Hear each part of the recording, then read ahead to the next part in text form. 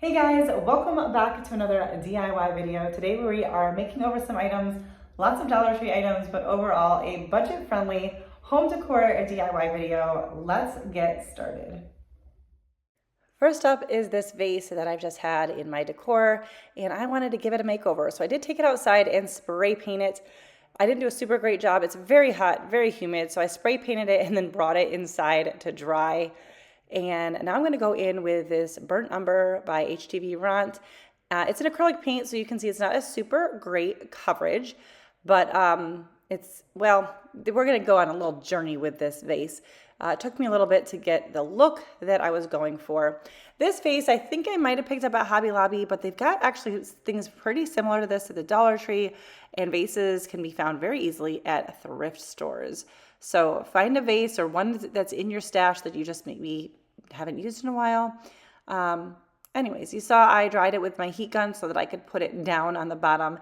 And I'm just going to cover all of this with brown. I'm not looking for a deep, dark coverage. Then I have Serenity Blue by Rust-Oleum, and I'm going to give this 2 good coats of that, making sure I cover all of the bumps and texture of the vase without any clumping of the paint. My clever idea here, it was something that was handy. Put my scissors inside so that I could paint the whole thing. Didn't want to keep letting like half of it dry so I could set it down, and I still eventually had to do that because obviously I didn't want to stand there holding up scissors. But yeah, we're just going to give this a couple of coats. I had found an idea. I just come across like different vintage vases or Farmhouse, and I'd seen these looks with this pretty blue, which I have this big container of paint that needs to be used, and like some brown that peeks through for like an old age look. So that's what I was going for. So once that blue paint was all dry, I just did a light sanding over the ridges and like kind of on the mouth or top of the vase. And I wanted to pull out the brown, but some of it went down to the glass, and I just wasn't really liking this overall look. So I went in with a tiny brush and some antique wax, and I went over not all of the little knobs on the vase, but a lot of them. And then I also did a couple sporadic spots. You saw I did one there on the top of the vase, and then I did some just throughout the whole thing. Like I said, I had this idea in my head of some images, and then of course I went back to find the image again, and I couldn't find it. But it's supposed to like look weathered and worn, and I wanted it to look naturally weathered and worn, So I did this, I let that dry, and then I was like, okay, the brown, I like it, but it's not quite what I'm going for. So I went with a chippy brush and did a dry brush of like just tiniest bit of paint. You can see I'm dabbing it on a paper towel, and just went back in with that Serenity Blue across it to dull it down a little bit and just make it look more natural. So this may have not been the best method, I don't know, but this is what I did, and overall it did work. And then I'm using my Waverly clear wax. I have grown to love and appreciate the DIY brand.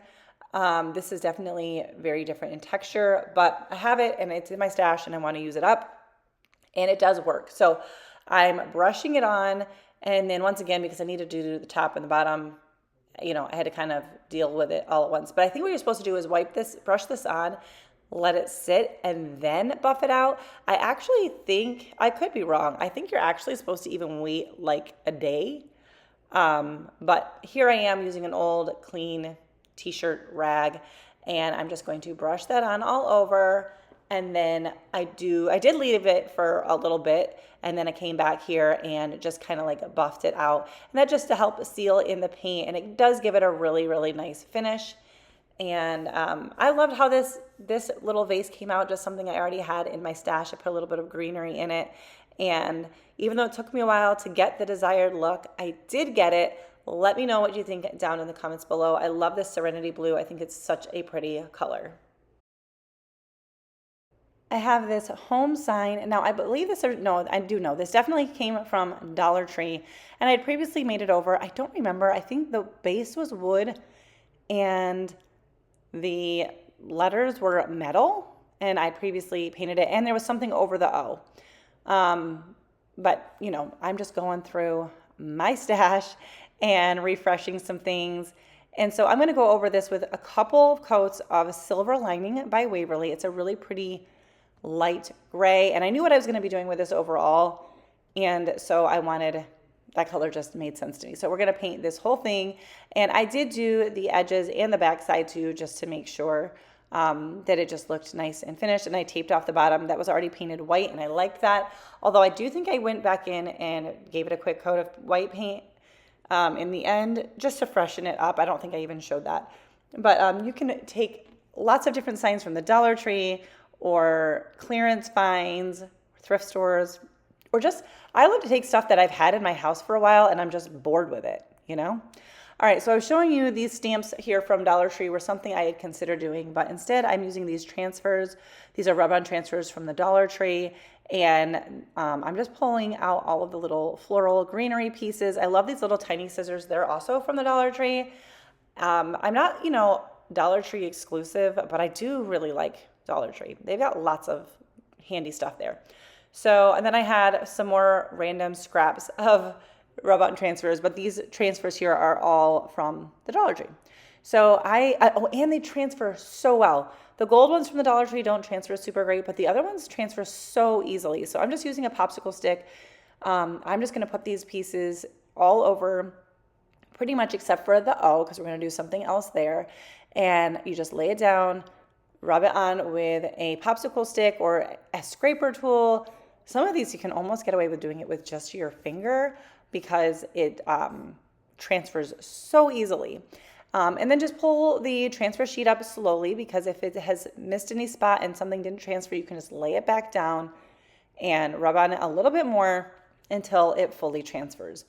So I just did these kind of scattered throughout. They're not all of the same, but they're similar, and I thought the black transfer went well with the light gray. I know some people like a lot more color, and I do, especially for like holidays, I do more color, but otherwise I do like a lot of neutral. I just enjoy it. It's peaceful, calming, and relaxing. But do whatever colors you like. When I had some pieces that were a little bit harder to grab a hold of, I used some tweezers. I enjoy having some tweezers in my crafting supply tool chest, just to help me lay it down without the transfer getting onto my finger and ruining the pattern at all. See, there's a piece there that kind of didn't transfer. I just laid it back down, and I had a hard time, but I did. I laid it back down and got it to transfer. And then when that was done, I'm going in with a chippy brush and a little bit of white paint, and I'm wiping that off onto, I think it's just a scrap piece of cardboard or whatever. And we're going to do a light dry brush across this. I wanted to, I don't know, it just goes better with the aesthetic I go for. It kind of highlighted the edges of the letters and also kind of dulled down or blended in the little transfers. Yeah, so that's what I did. And then I have several bags of scraps of greenery in my craft stash, in my decor stuff. But I'm just going to use these to make a little wreath. So I did put on some little finger protectors, also from the Dollar Tree. And I'm just going to attach these. I just took 3 little pieces and put them around the O for a little wreath. And this adds some color too. Green is a color, even if it's just plant stuff. But plenty of hot glue to make sure it holds it well, but not so much that it's going to like ooze out and be seen. But this was a really simple little wreath that I didn't have to really form ahead of time, just kind of as you go. But I love how this one came out. It's got some nice detail, but the colors keep it a little bit more muted. So let me know what you think of this one. I apologize if seeing books torn is painful for you, but these books, where I'm buying them from, would probably end up in a garbage dump. So that's how I view it. But we're going to tear off the covers. I happen to have 3 books of the exact same size. You don't necessarily have to have that, but they're the exact same book. So the first one, I struggled a little bit getting the cover off, and I wanted to get it off the binding too. So I'm using my little finger sander that was gifted to me for my birthday, which was a little while ago, but nonetheless, I did get that. And I'm sanding it off. Of course, then the blue was like spreading, and that was kind of a mistake, like the blue ink. So I did end up going with a little piece of sandpaper just to get rid of that blue color. And but just going down, just be gentle so you don't totally tear the book up. We want to keep it all intact.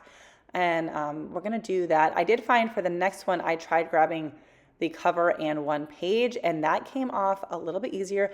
I'm not actually struggling. Like, it's not hard to pull that off. I was just trying to take my time to do it well. So if it looked like I was struggling, I wasn't. So just a little bit of a light sanding to get some of that glue off and smooth off the binding.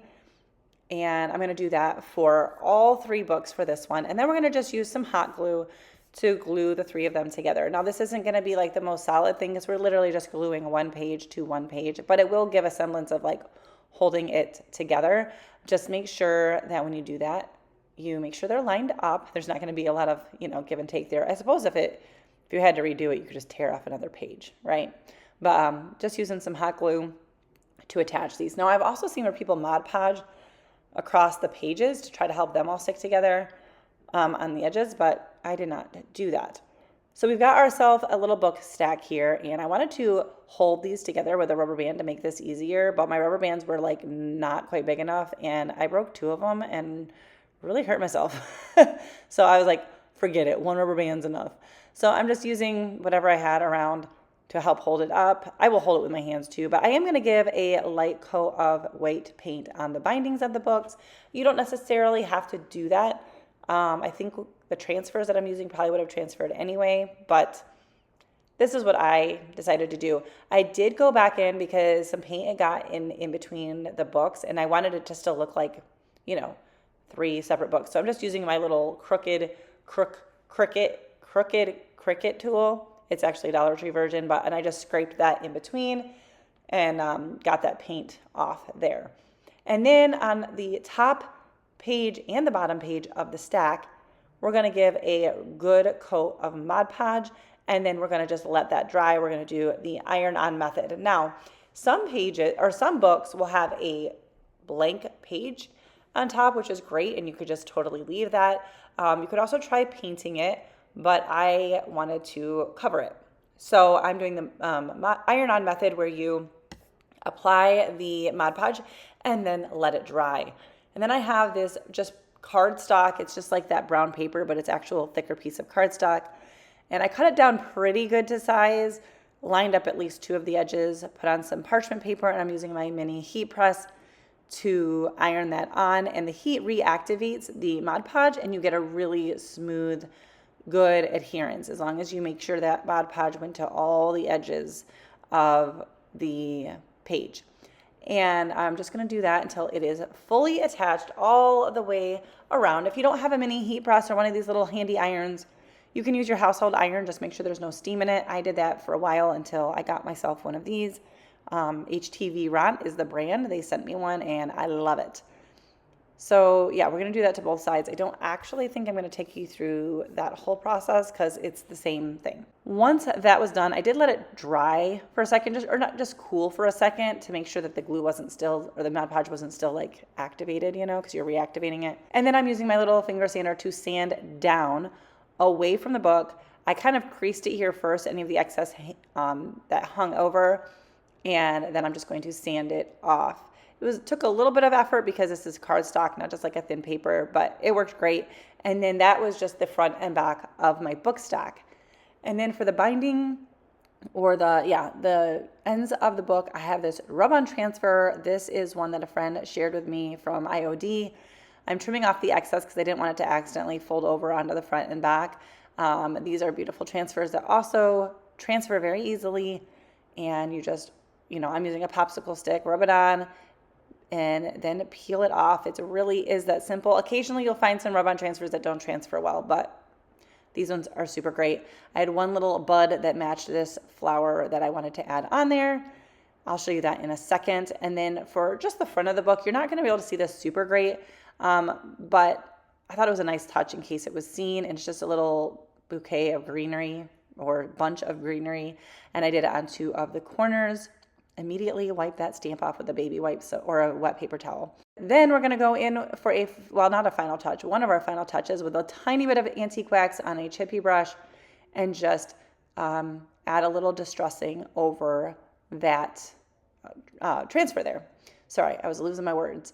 And then this will help hold it together if I want to stand it up, which I will probably stand this up in my decor. But also I just like the touch of the twine. So I'm just going to wrap that around. I don't know, I think I did like 5 times, but whatever you want. And I tied it in a simple knot in the front. No bow. We're just keeping it simple. You could add some greenery there if you want to lay down the book, but I wanted this book stack to be to stand up. I'm going to show it to you just on a shelf, kind of by itself, just because where I actually want to decorate it with is probably going to be harder to film, but there is it laying down and it also standing up. Let me know what you think about this. That's going to do it for today's video. If you enjoyed it, don't forget to give it a thumbs up. Subscribe if you're new, join my little YouTube family, and I will see you in my next one. Bye, guys.